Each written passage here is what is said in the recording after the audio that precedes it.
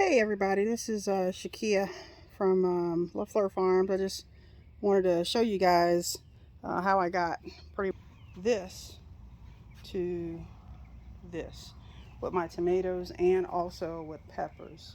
I realized after looking for content over the past few months that it was non-existent for content as far as seedlings and what the issue is. And for me, I started these from seeds. They were growing up well. They were very leggy, so I pulled them up and planted them a little bit deeper, which was issue number one. They were still a little bit too sensitive.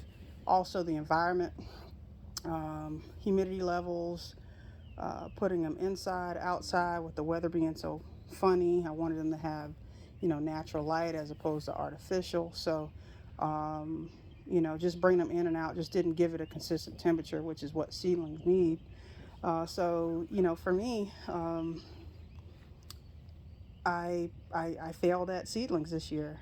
This is my second season in to growing tomatoes. First season, I grew tomatoes. They turned out pretty good, but it was a little bit hotter than what it is when I started those. So, growing, lesson learned, and had some problems trying to find someone who was willing to sell me some seedlings after that point, because at that point, you're 8 weeks in from planting time. Everybody's already got their seeds. Most farmers, they plant from seed. They grow their own seeds. Sorry, they grow from seeds. Just calling around, trying to get someone to sell me some plants, because I didn't want to start late. That was my next option, is to just reseed them, start later.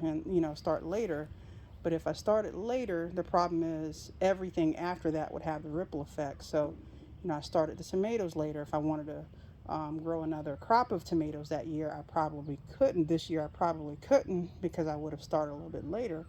Or if I wanted to put anything else in here, it would be really pushing into that time unless I just dug them all out if they were still growing.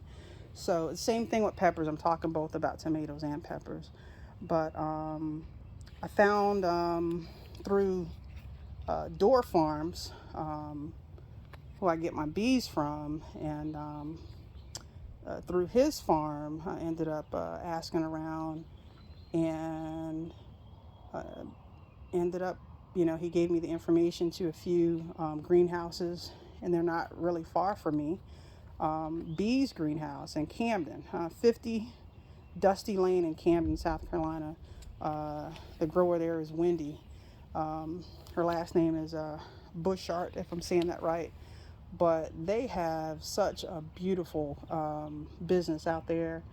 And, outside of just vegetable plants, they have tons of flowers. I think, more flowers than anything.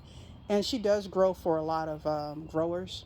And she'll grow for you. If you tell her what you want, she'll plant it for you. She'll grow it for you from seedlings, and you can get it picked up. And luckily, Bee's Greenhouse had some tomatoes for me, and I went and picked them up, and just a great setup out there.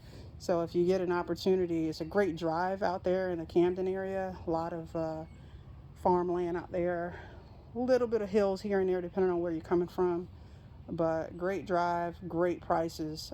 You will not be disappointed at Bee's Greenhouse for sure. But I wanted to give her a shout out to say thank you for giving me these beautiful, luscious green tomato and pepper plants. And I definitely am looking forward to putting them in the ground today.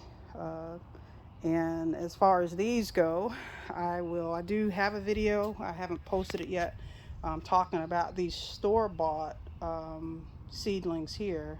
Store-bought pepper, grew the seedlings. I'm kind of just doing a trial on those, but definitely for my tomatoes, they were a big disappointment. Tomatoes and pepper, because I did have another variety.